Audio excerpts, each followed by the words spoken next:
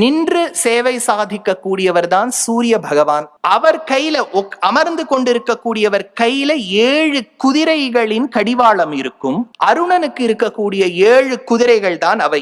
ஏன் 7 குதிரைன்னா, இன்னைக்கும் நம்ம பிசிக்ஸ்ல சொல்லும் போது என்ன சொல்றோம், ஒரு பிரிசம்ல ஒயிட் லைட் பாஸ் ஆனா ஸ்பெக்ட்ரம் வருதுங்கிறோம். அதுக்கு விப் கியோர்னு பேரு, VIG சொல்றோம் இல்லையா.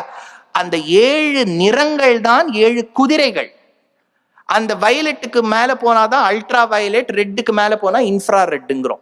அப்போ சூரியனுடைய வழிபாடு எவ்வளவு நம்ம சனாதன தர்மத்துக்குள்ள ஊடுருவி பாருங்க. இதுல இந்த 7 குதிரை தெரியறதோனோ, இந்த முதல் குதிரை தான் காயத்ரின்னு பேர். சூரியனை வழிபடக்கூடிய காயத்ரிக்கு சூரிய காயத்ரின்னு பேர். அந்த சூரிய காயத்ரிங்கிற வார்த்தையை சுருக்கித்தான் சாவித்ரின்னு சொல்றோம். இப்ப அந்த காயத்ரிங்கிற குதிரைய அருணன் பிடிச்சுக்கணும். அது எப்படி பிடிப்பார்? பாம்பு மூலமாக பிடிப்பார்னு விஷ்ணு புராணம் சொல்றது. பாம்பு தான் அவருக்கு இருக்கக்கூடிய கயராம்.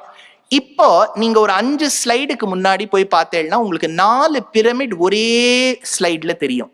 தெரிஞ்சுதா? 4 பிரமிட் ஒரே ஸ்லைட்ல இருந்தது பார்த்தேளா? அதுல 3வது ஸ்லைட்ல பாருங்க, சூரியனுக்குரிய பிரமிட் தான்.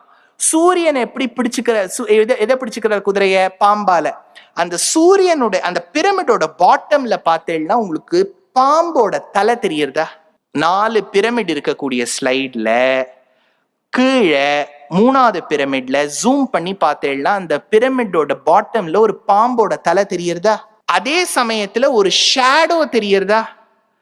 அந்த பிரமிட் எப்படி கட்டியிருக்கானா, மெக்சிகோல சூரியனுடைய கிரணங்கள் பட்டு அந்த பிரமிடோட ஷேடோ உள்ளுக்குள்ள விழும்போது பாம்போட உடம்பு மாதிரியே இருக்கும். ஏன்னா சூரியனை அந்த குதிரையை பிடிப்பது பாம்பு.